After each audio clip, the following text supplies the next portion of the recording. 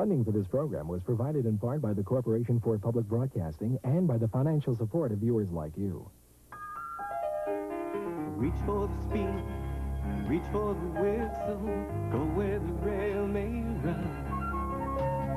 Reach for the words, reach for the story, follow the rainbow sun. To a shining time station, where dreams can come true, waiting there for you.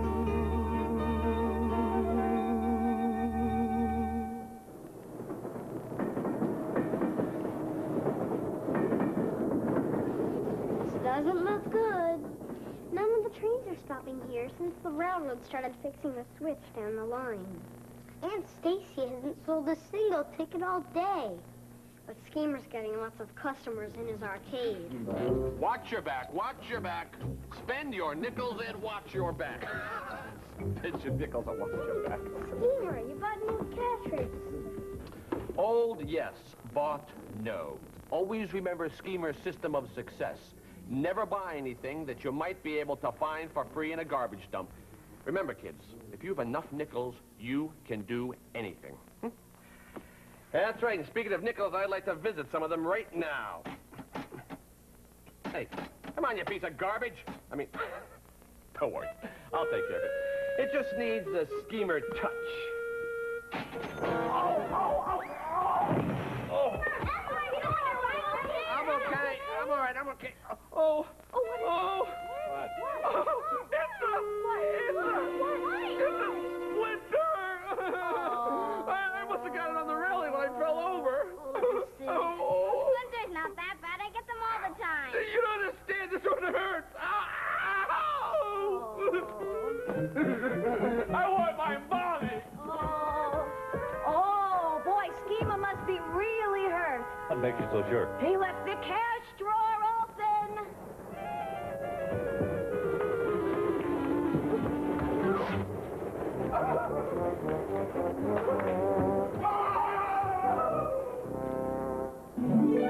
Did someone have an accident? I got here as fast as I could.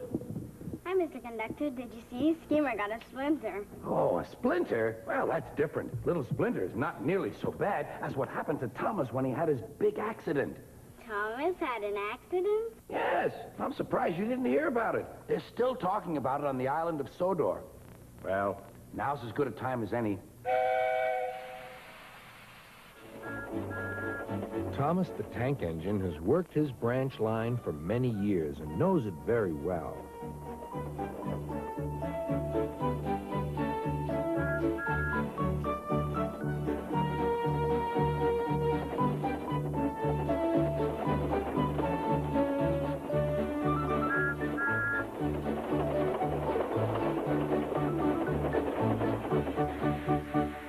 You know just where to stop, Thomas, laughed his driver. You could almost manage it without me.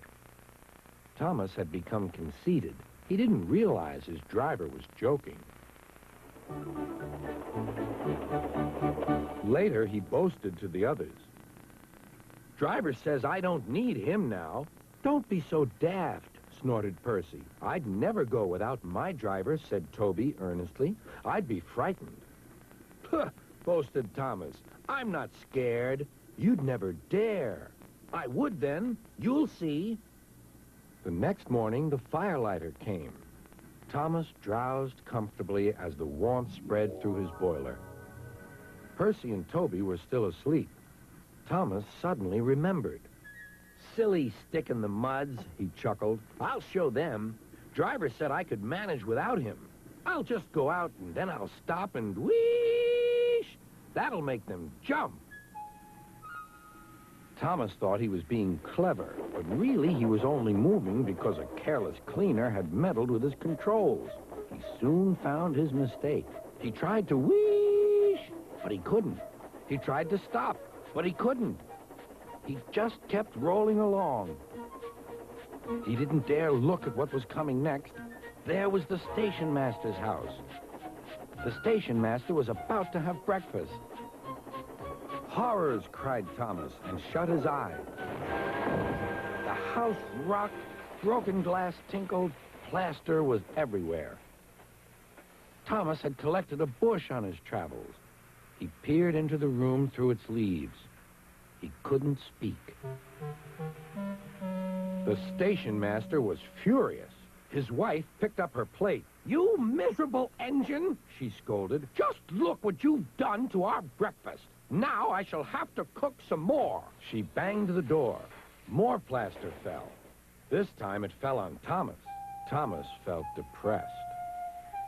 Workmen propped up the house with strong poles and laid rails through the garden. Then, the Scottish twin engines Donald and Douglas arrived.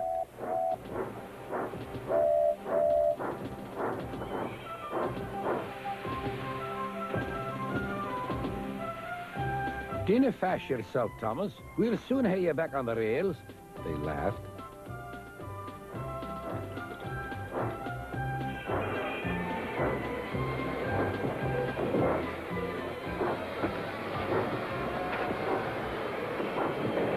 Donald and Douglas, puffing hard, managed to haul Thomas back to safety.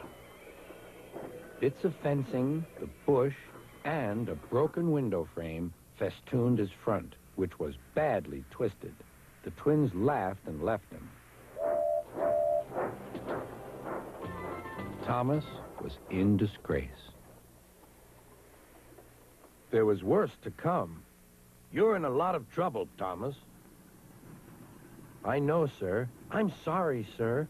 Thomas's voice was muffled behind his bush. "You must go to the works and have your front mended. It will be a long job." "Yes, sir." "Meanwhile, a diesel rail car will do your work."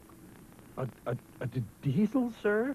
Thomas spluttered. "Yes, Thomas. Diesels always stay in their sheds till they are wanted.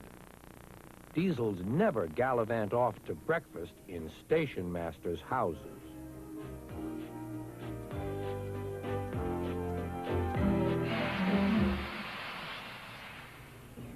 Mr. Connector, that's sort of like Schemer.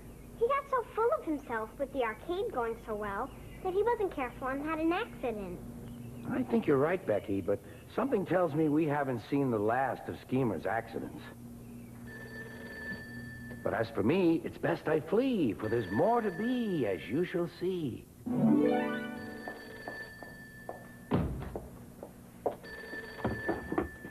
Shining Time Station, Stacy Jones speaking. Oh, hello, Mrs. Schemer. Oh, very nice to talk to you. I see, Mrs. Schemer. Schemer's thumb hurts too much for him to come back to work today.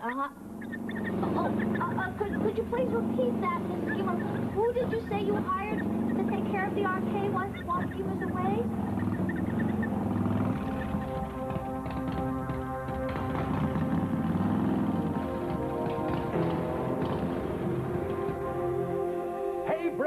What's the word? Mrs. Schemer, did you by any chance get Barton Winslow to run the arcade? Well, just a lucky guess. Oh, yes, Mrs. Schemer. All right. Hiya, Barton.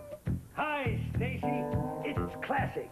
I'm here to run the Schemer's big-time arcade biz, and it's going to be smooth, man. Smooth. Oh, it'll be fun to have you here, Barton, but who'll be running your general store while you're here? Well, currently my establishment is being slapped with a new jacket. Huh? I think Mr. Winslow means that his store will be getting a new coat of paint.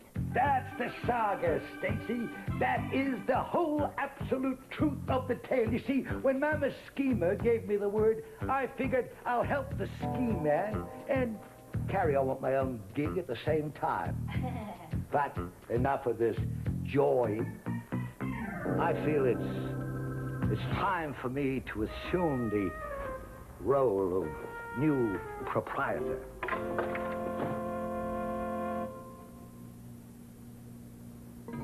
Hey, if Schemer's really gone, we should throw a party. Nah, that would celebrate Schemer's misfortune. Well, Tito's right. It'd be wrong. Not charitable to Schemer. Right. So let's do it anyway. Yeah. Well. If I've ever seen 3 people trying to collect dust, this is it. Hi, Billy. We're not trying to collect dust. We were going to play some of the machines.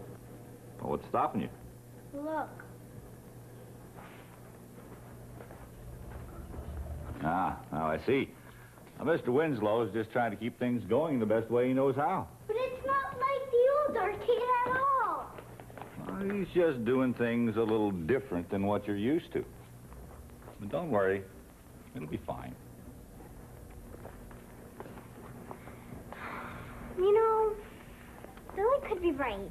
Maybe. Now, children, would you mind stepping aside, please? I need to wax the floor. You know, remember that old saying, a clean commercial environment makes for a happy retail outlet. Then again, Billy could be wrong. No way, man. We can't stop this shindig with one of those fiddler numbers. We need something that's With a beat. that's real cool and smooth. That's foot-stomping fun. Then we're all agreed. We are. We'll do all three. Let's hit it.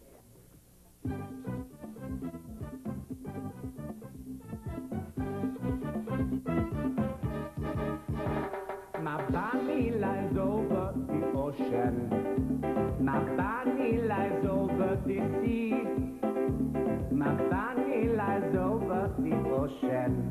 Please bring back my body to me. Bring back,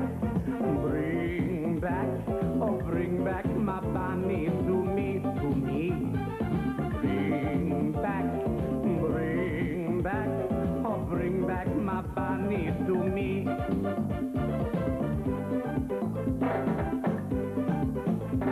Oh blow the winds over the ocean, and blow the winds over the sea. Oh blow the winds over that ocean, and bring back my body to me. Bring back, oh bring back my bunny to me, to me. Bring back, oh bring back my bunny to me.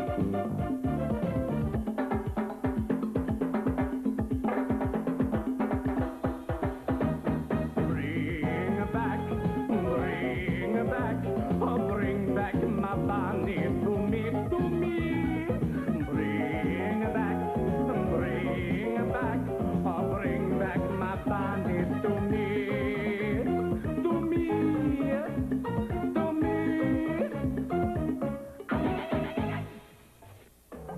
Wow, we are grooving. We're hot. This won't do. There must be something I can do to stop this. Oh, dear. We're in the dark.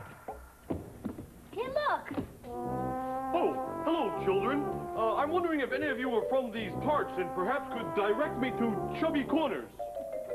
Schemer, why are you dressed so funny? Schemer, I know no one by the name of Schemer, for I am just a tourist going through this lovely valley of yours. Oh, you mean you're in disguise? That's right. I'm in disguise. Now, how did you know it was me? I spent my entire nap time putting this costume together. It didn't even fool you. Oh, no, great disguise. Then how did you know it was me then? The bandage. The bandage The bandage? How did a genius like myself overlook something like this? Of course. Now, if it hadn't been for the bandage, you never would have recognized me. Oh, no, not at all. Never. Hi, Schemer. Hey, Julie, how's it going? So, Schemer, why are you wearing a disguise? Whoa. Are you spying on someone? No, I am not spying on someone.